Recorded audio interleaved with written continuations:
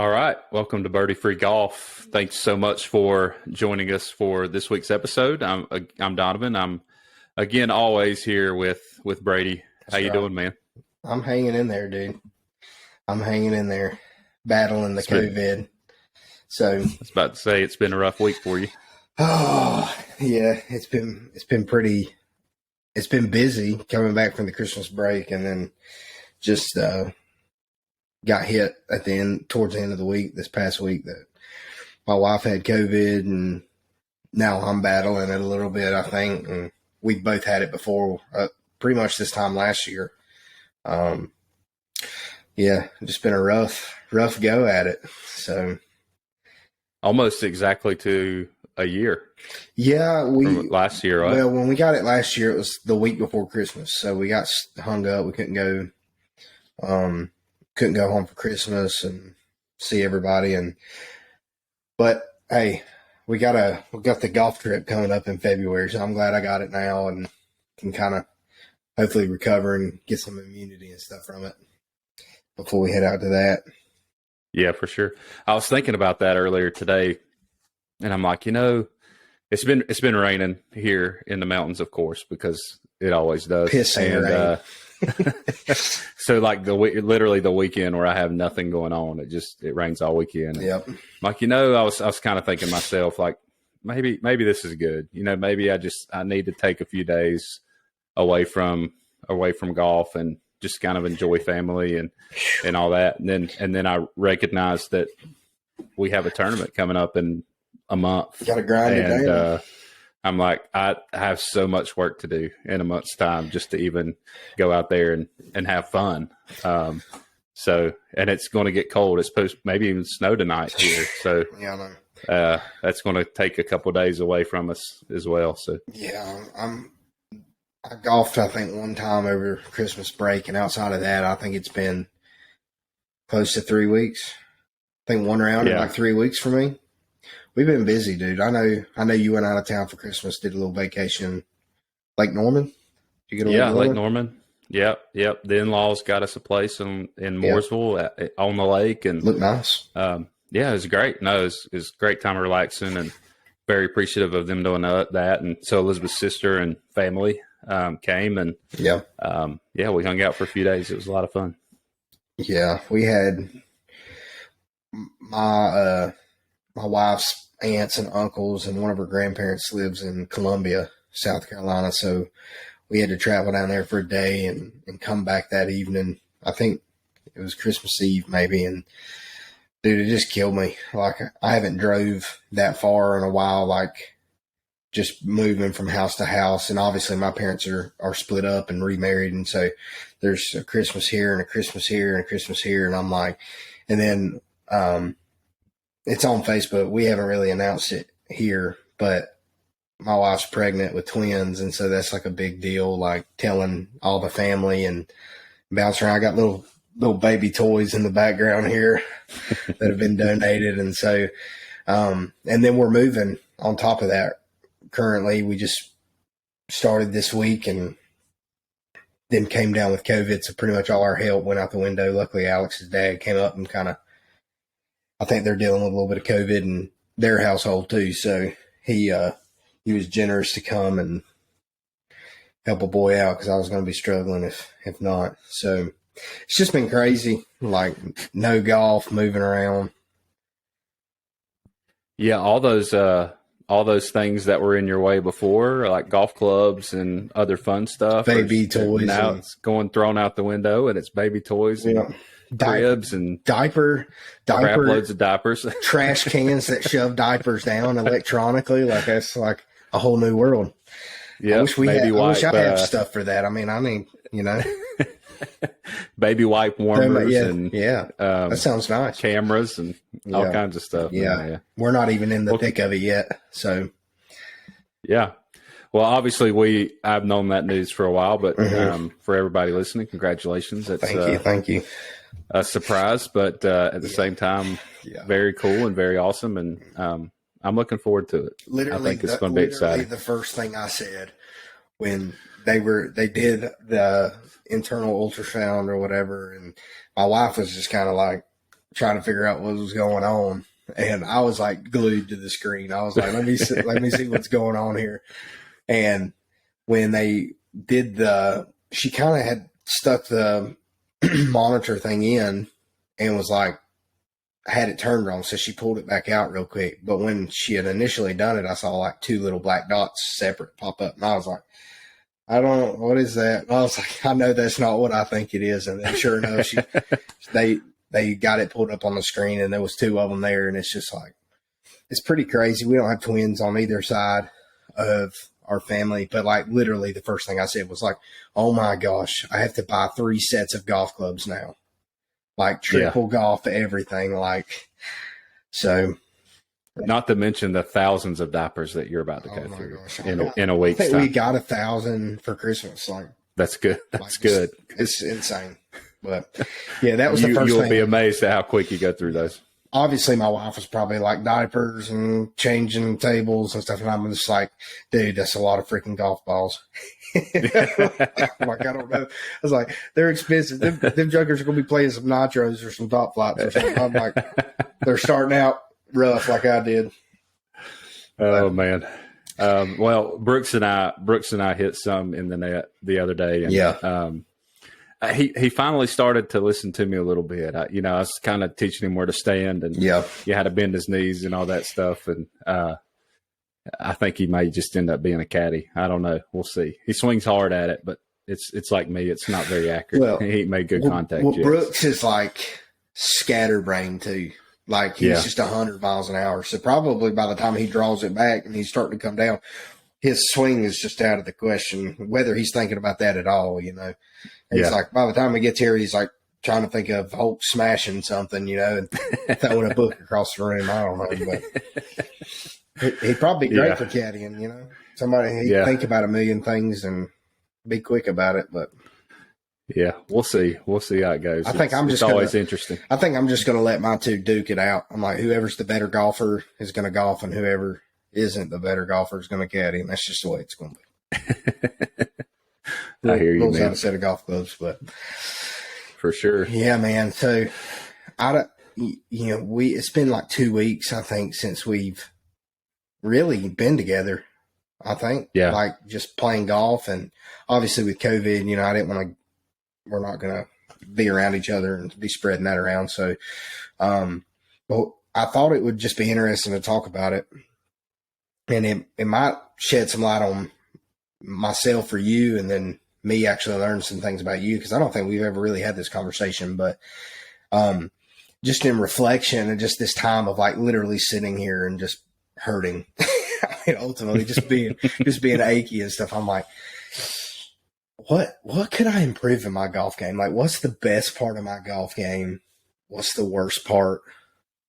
Like, just going through kind of our thought process behind that. And so I guess I'll just start with you, and then we can reciprocate the question. But just what do you think is the best part of your golf game?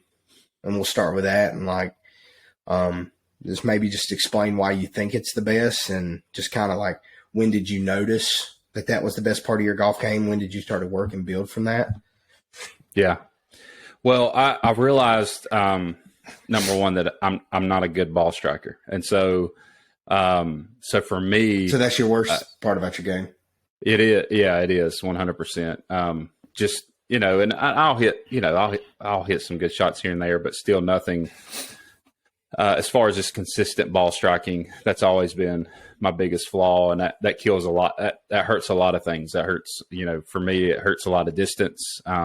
Being 6'7", like I would hope to be able to kill the ball, and that's just not the case. Yeah. Swing speed, obviously we talked about before, just a little slow. But for me, it's the ball striking is not great. And so, very rarely am I on the green in regulation. And even if I club up to try to get there, it's still like some kind of miss it one way or another. And so I've noticed that's definitely the worst part. But because that's the worst part of my golf game, I feel like around the green, you got to turn the scramble back on. Exactly. Yeah. I mean, even to save a bogey, on most holes, it's like all right, I got to hit this chip close, or I got to pitch it up close. And so I would say that that's definitely the best part of my game. I'm okay at putting. I would say most of the time I'm going to two putt, and that's it. Like, if I don't hit the putt, it's going to be close enough where it's a tap in and we move on. But so I'm going to do that pretty well, and that's something I'm working on and getting better at is putting. And I know that's ultimately that's how you score. I mean, you have to putt well, and for sure, rolling some putts. I'm working on that probably the most, but the chipping and pitching aspect of my game is probably the best, but only because I don't get it there in time. So that's definitely I think your putting will definitely improve over the next couple of months too, if you ever get your putter in, because the putter that you use right now is not good. Like it. And I say that thinking that putting is one of my stronger suits. It used to be my worst part of my game. And I've spent a lot of time and worked on it, but your putter just has no weight. It's very old. Like there's not a good line system on it. And I think you're just using it for the time being till you get your Scotty in. But I think that putter will definitely improve your confidence, your putting.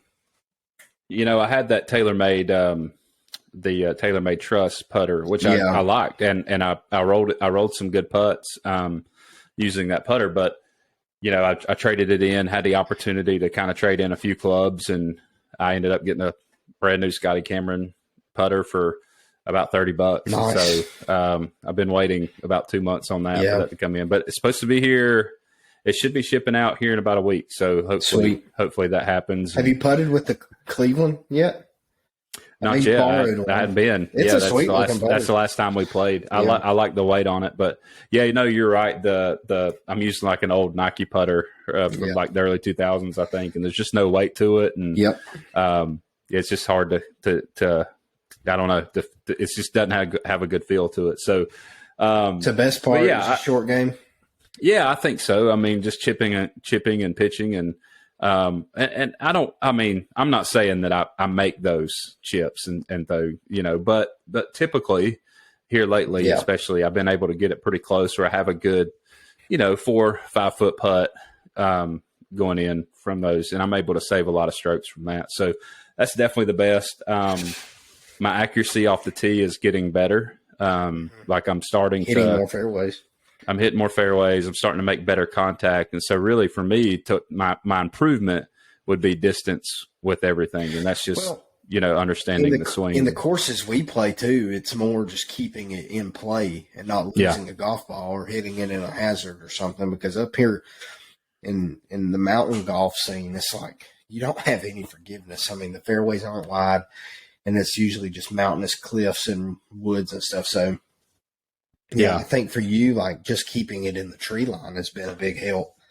Yeah. And I'm thankful that we play on courses like that weekly, so then when we go on our trip to the beach next week or we go off the mountain, then fairways starting to wide out a little bit. That's right. And, that's, as far as accuracy goes, that's definitely helpful. Definitely helpful for me. Looking forward to some fairways and some flat ground. Flat land. Absolutely.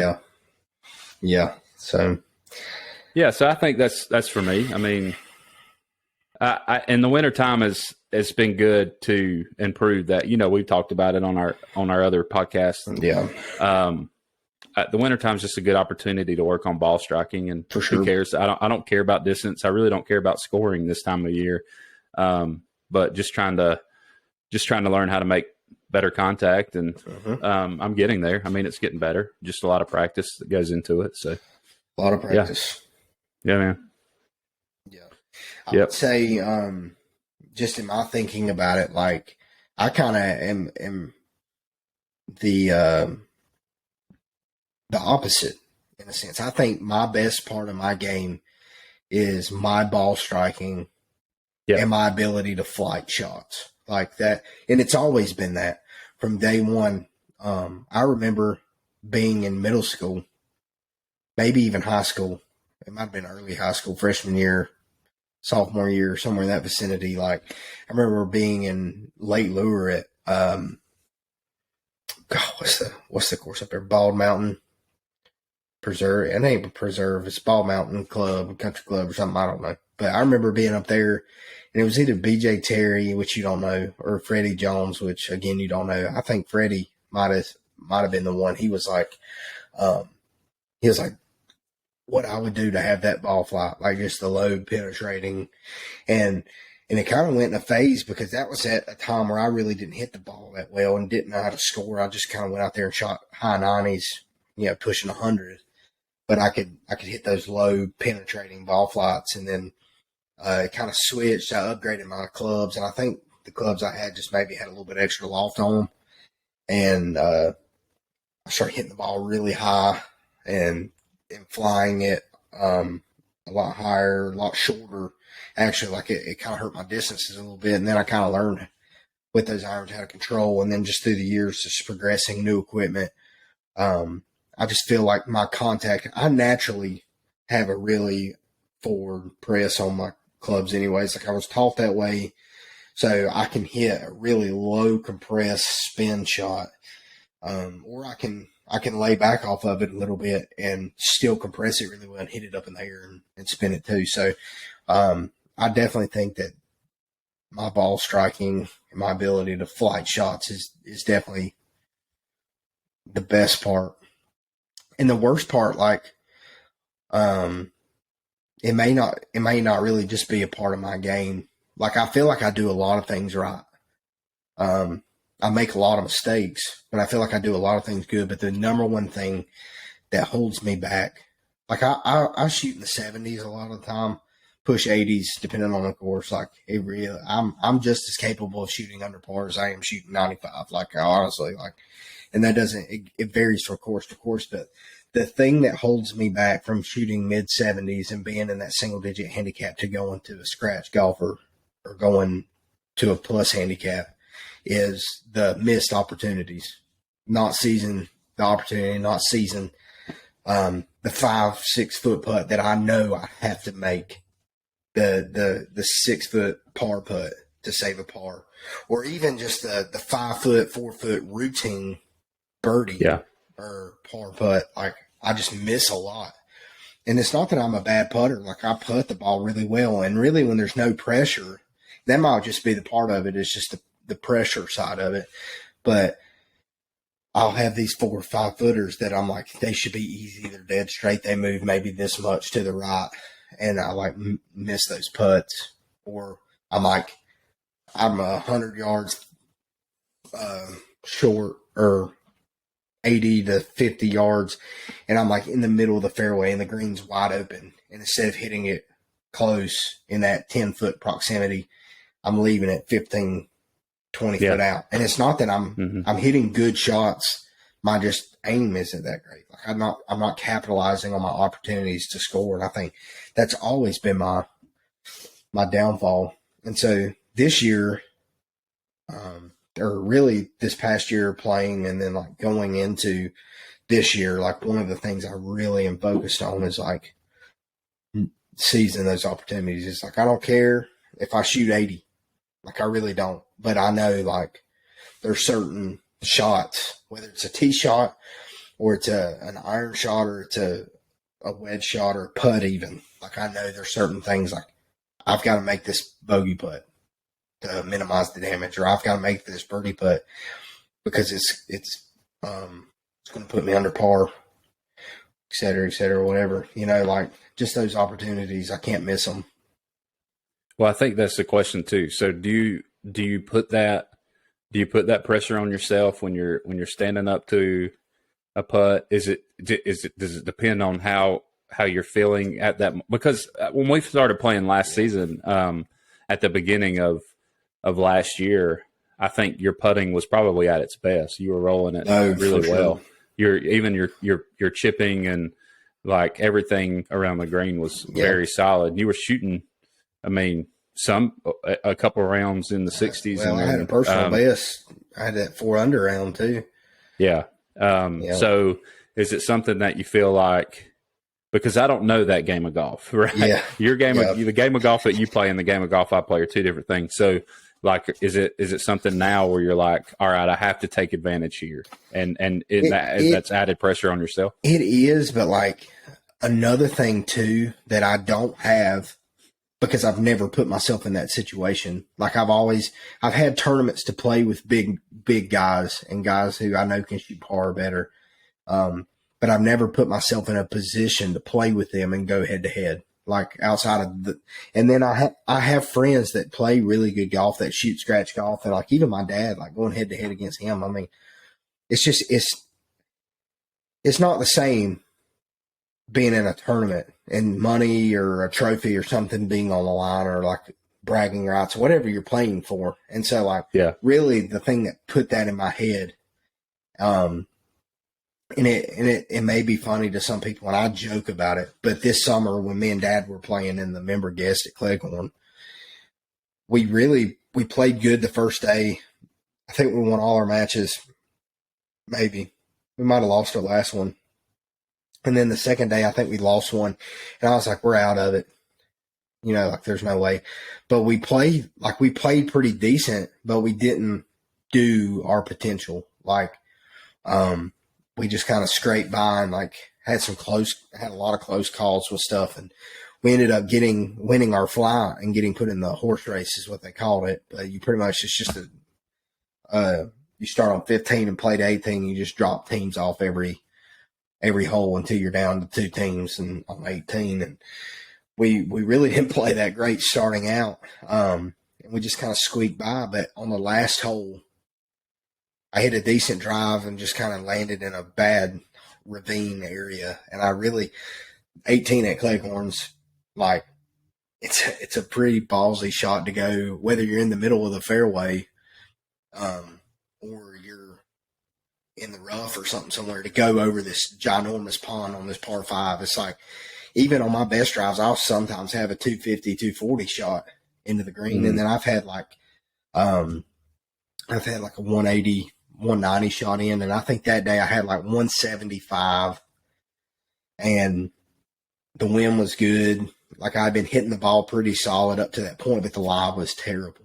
And I was like, I think I'm just going to push a 5-iron, because I was like, if anything, I'm just going to go over the green. But I'm not going short. And I hit it, and it just did not come out at all. It landed short. And I ended up flubbing a chip and then hitting one on the back of the green. And so I had, for my birdie putt, or it was for my par putt, it was straight downhill, breaking probably 2 feet to the right. And the greens were like putting on glass. And I hadn't been putting good at all, like the whole tournament. Like I just been 2-3 putting everything. I was just like, I'm over it. I'm not reading the greens good. And the team that we were playing with, Dad had a good birdie look. And so I was like counting on him to make that putt. And then the other guy had par in his pocket, and his teammate actually double bogeyed the hole. So I'm sitting here having a par putt. My dad's got a birdie putt. My dad's like, go ahead and go. Like, listen, like what's it going to matter? I just make this birdie, we win. You know, you're going to roll up, make par, or you're going to make birdie or bogey or whatever. And I hit this putt, and what putt has been so fast the whole tournament, it's slower than dirt. Like, and it goes like, I think I leave myself with like a 4-foot, probably swings up right, downhill 4-foot putt that swings right, probably a foot. And I'm like, this is the worst possible bogey putt I could have. Yeah. And I'm like holding on to it. And I'm like, Dad, like, go ahead and make your birdie. And he putts it and misses it. And I'm like, oh my gosh. So he's got par in his pocket. The other team has a par and a double bogey. So I'm like, I have to make this bogey putt to win. Like, if I make this, it's over with. Mm-hmm. And I hadn't even read that putt yet. And I go walk up behind it, just kind of in awe of everything. And like the pressure's on, like I'm not even, there's 70 people behind the green. And I'm like, I've never been in this position. Like, it's a member guest tournament, but I was like freaked out. I was like, holy crap.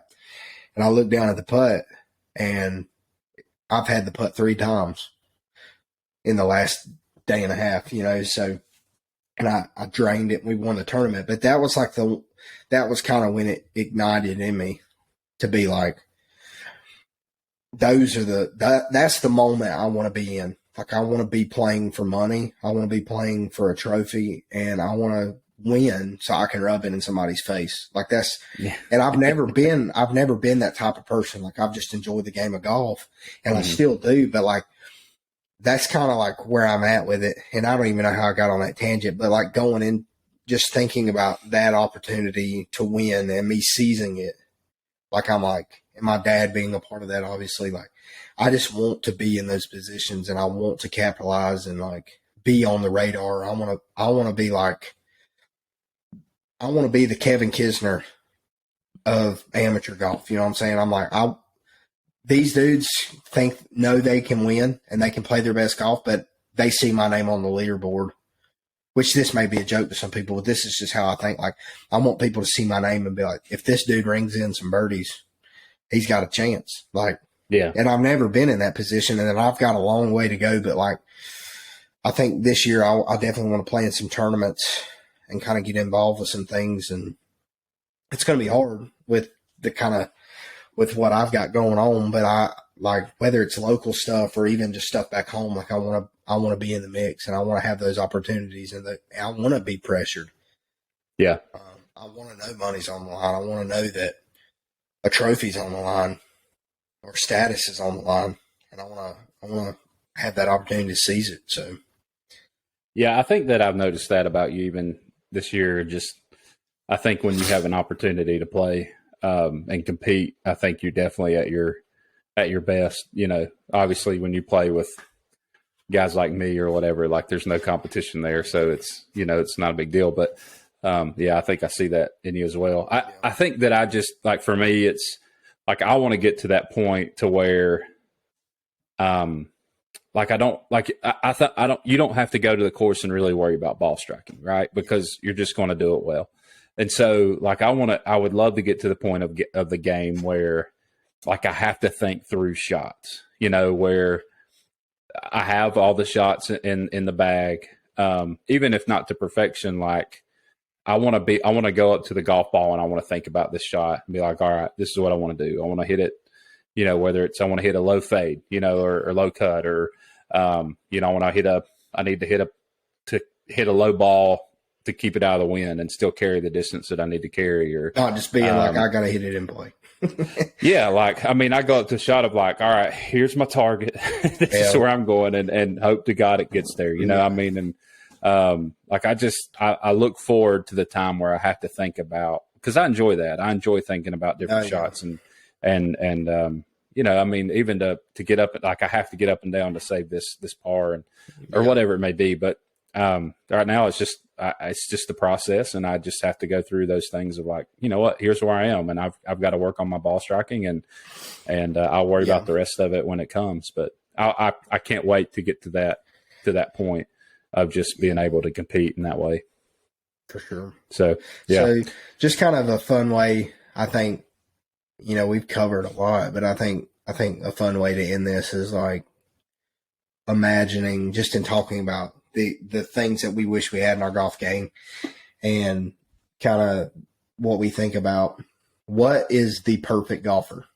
Like, if you could choose parts of your game from PGA professionals or other people that you know, I don't know why you choose an amateur over a pro, but if you, whoever you think about, like, just working through, we have a list here. What would be your perfect golfer? Yeah. So, just kind of breaking down maybe every area of golf. Wouldn't you say that's what you want to do? Yeah. So we have, like, on our list, we have driver. So driving the golf ball, distance, because I think those two go hand in hand, and they don't have to be the same person. Fairway woods, irons, wedges, and putting. Yeah. Well, I mean, obviously the game of golf gets really easy if you can hit the ball 370 yards on average. For sure. So, you know, to have the swing speed and power that Bryson DeChambeau has, obviously would be great to have. I don't know that it's necessary per se. but definitely would like to have, his distance. I would almost combine, for me, it would be like Rory is with the driver. For like sure. if I'm going to have he's got the distance, it's not Bryson DeChambeau distance, but he's got the distance, and he's going to hit a lot of fairways. He's very accurate and probably the sweetest swing in golf right now, especially with the driver in his hand. I love the, if I could choose one part of my game that I would love to have for myself, it would be Colin Morikawa's ball striking ability. He knows, that dude's dispersion is it's nothing. And he hits whatever club So the irons, he wants to. you thinking irons? Yeah. So his iron game, even into his wedge, I would say for me, both of those things, he knows his distances and he's going to hit exactly where he wants to hit it every time. And a close second to that in me would be like Will Zalatoris. I think he's another one that's coming up, both young guys that they just hit the ball where they want to. And, putting, it's hard to argue with like Kevin Kisner and his putting. Yeah, no. He's money. I think Jordan Spieth of 7 years ago putting is pretty money. And at different spurts in his life, Tiger Woods obviously, depending on where he was, putting was good. But for me, the most consistent is Kevin Kisner. Like he's winning a lot of tournaments, or he's going to win a lot of match play stuff just because his putting's so well. He putts so great. So that's kind of where it is for me. I think Rory, Morikawa, Kisner. But for me, I think putting's obviously a huge part of the game, and that's how you score. But if I could strike my irons exactly the way that I wanted to every time, that would be a dream. For sure. Yeah. Yeah. Just in me thinking about it, I'm like, if I could have DJ's cut, and it ain't even got to be accurate, just DJ's cut with Bryson's distance. Yeah. That's all I want. I'd bottle that up. If I could hit his a high cut, low cut, it don't matter. But if I guess it would more so be a high cut. If I could hit a high cut with Bryson's distance, I'd be totally okay with that, obviously. And then for sure, fairway woods are kind of hard because it's not something I put that on there because it's a hard thing to think about. Often on the tour, you've never been to a professional golfing event.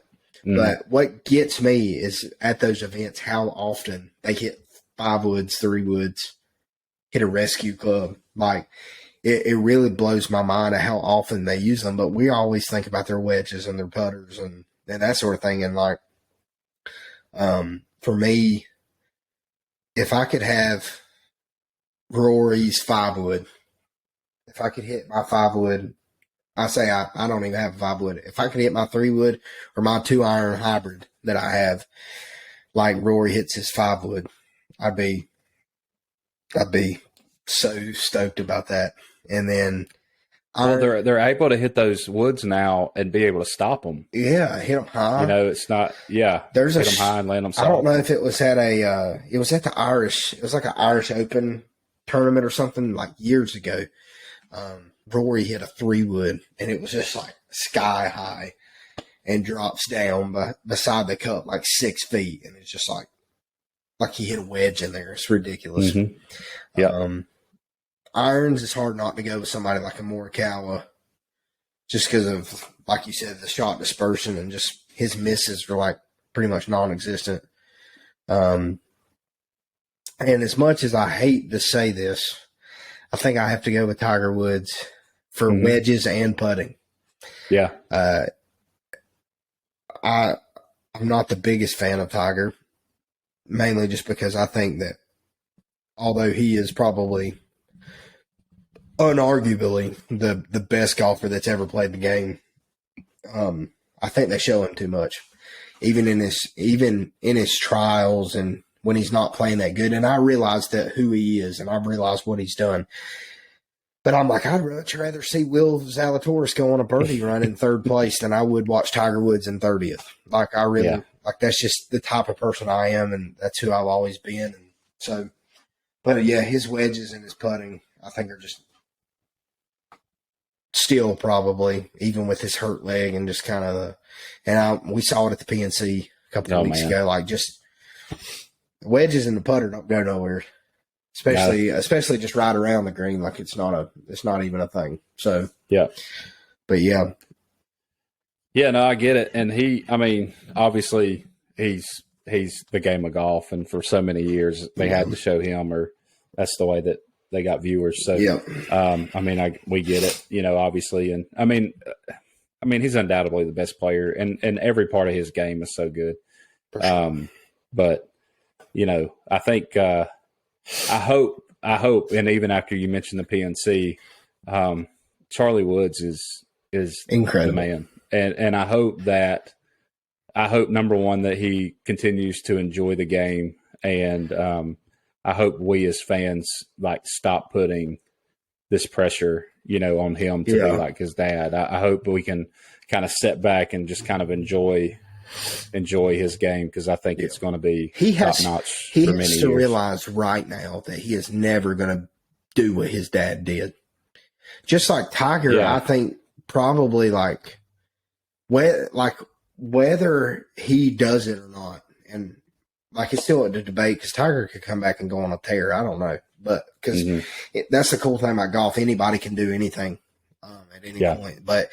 It's like Tiger probably realized long ago that he was not going to be a Jack Nicklaus. Like he wasn't going to do the things that Jack did with the equipment that he had, like the people he played against. That's probably what made him so good, other than the fact of the competition and just the evolution of working out and just what he brought to the table when it wasn't really there to start with. Charlie has to realize that he's not trying to be his dad. He's trying to be Charlie. And he's trying to do and I think that's what hurt Justin Thomas for a long time. I mean, it's the same thing. Like, they put Justin Thomas in Jordan Spieth's shadow forever. Yeah, they did. Like, once Justin, I think, got out of that, was like, look, I'm not trying to be Jordan. I'm trying to be Justin. I'm trying to win tournaments and have my name on those trophies and win that money. Like, I'm not trying to be a Jordan and let Jordan win everything. And so I think that's where Charlie's at. I think the same thing for Lil Jon, too. Yeah. Lil Jon Daly. I think with him, he's more got to stay out of the drinking and he's got to take a little bit more emphasis to his health and his working out and his sustainability in the game, his longevity. Yeah. Charlie the same way. Charlie's kind of got that lanky build though, like Tiger. We're seeing out of guys like Will Zalatoris and people like that. Like, you don't have to be stocked. You don't have to be cockswole to be a fantastic golfer. You just have to get it done. Yeah. So well, and ultimately the game is for. I mean, the game of golf is for average height, average build guys. I mean, at the end of the day, it's not about. I mean, yeah, it's good to have a little bit of muscle here and there, but it's more about the flexibility and the how you're moving your body, and then ultimately contact and ball striking. And the cool thing, what I like to see in Charlie's swing is it's more of what we've seen out of Tiger over the last 4 or 5 years, instead of Tiger from the mid 90s, late 90s. Like, he just took a hack at it and knew what he was doing. But more emphasis on his shots. Yeah, and so Charlie seems to have a much smoother swing already, and it's not. Hopefully, he can play for a long time. But there's no reason to put added pressure on him. But he looked really good. The PNC, that was a fun tournament to watch with him and the dailies, and a lot of fun. And hope the best for him. But for sure. But yeah, there's not a whole lot of PGA action to talk about here. So they're kind of like we are, just taking a break. I don't know if our followers and our listeners like this conversation. I like having it. I like talking about these things much more a lot of times than the PGA. Once the PGA kind of kicks up, we'll definitely be talking about some things. But I think our goal was to kind of talk about the amateur stuff and kind of figure out ways to help improve everybody's games, whether you're a beginner or you're an advanced golfer. And so ways amateur stuff can get involved and improve their games. But yeah, I think that's the cool part about where we are too, is that we're going to talk about where we are and how we're growing in the game of golf. And I think you and I both cover a couple of different levels of amateur golfing. And so I think we just want to help people out. So hopefully these conversations help you out. Hopefully some course vlogs and some training stuff that we're going to come out with soon will help as well. But yeah, here's the last thing too. I got to get this out there because we were asked about it over the Christmas break, and I didn't want everybody to think we forgot. So the reason that we haven't done the drawing for Smoky Mountain and for people going to possibly get the opportunity to come up and play with us is because the course is just not like, I don't know if you saw our Instagram or Facebook post, but it's just cold right now. It's miserable to play golf in. The course is not in the best shape. So we're probably going to wait till around the springtime. And unfortunately, I think there was only like 3 or 4 people that actually did exactly what we told them to. So what we're probably going to do is enter those names in once, and then we're going to do another opportunity to get in on that. And if those same people do it, then we might add their name in twice and give them an extra opportunity. But so we'll do a drawing in the springtime probably to get that done for y'all, and hopefully get you and a friend up here to play Smoky Mountain with us. And so yeah, I think that's it for me. Yeah, I would just say with that, you still have time to get in that drawing to get a free round of golf. And so just make sure you subscribe to our YouTube channel. Yep. Make sure that you like and share the interview with Nate Lowe. Make sure we want to get that out there. It's just a really good interview, and we think a lot of people enjoy it. So make sure that you like, comment, and share the Nate Lowe interview, and we'll enter you into that drawing. And in a couple months, we'll do that drawing. Yep. Yeah. Well, we won't bore you. We won't bore you anymore. This might be the longest one we've done. It is. It's about double what we typically want to go, but it's okay. It's all good. Deal. Conversation was flowing. Yeah. Hopefully I can get out of this COVID mess and we can go play some golf, because I'm like 2 days in. I say 2 days in. I've been quarantining since Thursday because of my wife, and I'm like scratching at the door. Yeah. Like, it was kind of a bummer. Probably the prettiest 3 days of weather that we had all year long was over Christmas. And we're like stuck doing family stuff. And I'm like, I really want to go play golf. I know. It was like 75 degrees, and we were like, I'm sitting there opening presents. Yeah. I was like, let's get out of here. Kids are going crazy, and that was fun. Did you have a good Christmas? I did. Tell me a cool gift. What's your favorite gift you got? We're gonna put you on blast. Oh man, I got some good ones. I got a couple free rounds of golf at my home course, and which was great. I'd had some like muscle tightness and soreness and things like that, and I asked for a one of those massagers, those guns, massager guns, and so that was probably the best for me. So. Actually, my mother-in-law did. Nice. So that was good. Yeah. Elizabeth and I, we don't get each other presents for Christmas because it's our money that we're spending. So we're like, we're not spend it. Yeah. Spend it on what you want to throughout the rest of the year. Pay a bill. That's right. That's right. Yeah. Yeah. So, I hear you. Did you get that cart cover? Oh yeah, I got. Did you? Yeah, I'm prepped. Let it snow, baby. I got the cart cover. I got the heater. I just got to go get me some propane tanks. I'm ready to rock and roll. I hear that. I'm going to be the last, I don't know many years I've been going on this trip. I want to say it's close to 10, which is crazy. I say that. Yeah, it's about close to 10 years, maybe 9 years I've been going on this trip. And I've never played in one day. It's like 4 or 5 days of golf. I've never played in a match where I've been in a cart cover. Mm. And I'm like, never had one. And I'm like, I'm going to be roasty toasty. Oh, everybody's freezing this year. I'm like, I don't even care. Everybody's going to be fighting to ride with me. I'm like, I'm going to be nice and snug in my warm I'm going to talk Ryan Brooks and with all his money to buy us one. And I'm just going to ride with him. So Ryan, we need to get him on here maybe next week or something. If we can get him in a place where he can get some good internet, because Ryan's cooped up right now with COVID too. Him and Elizabeth are. So we need to get him on here. I think it'd be fun.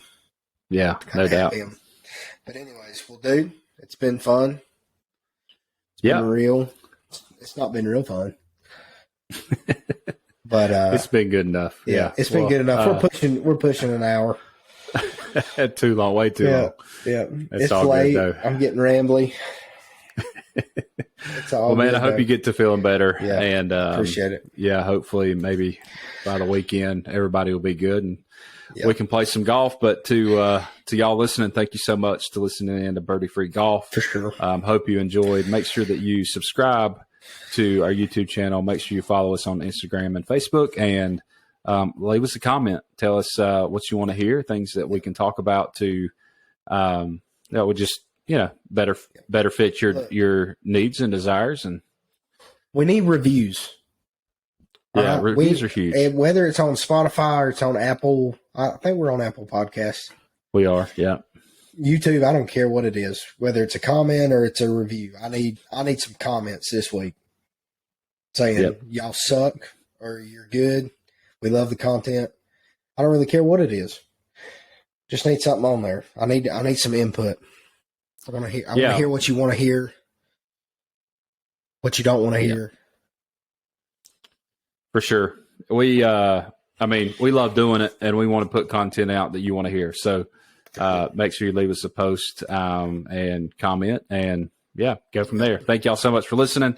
Hope you have a great week. We'll see you.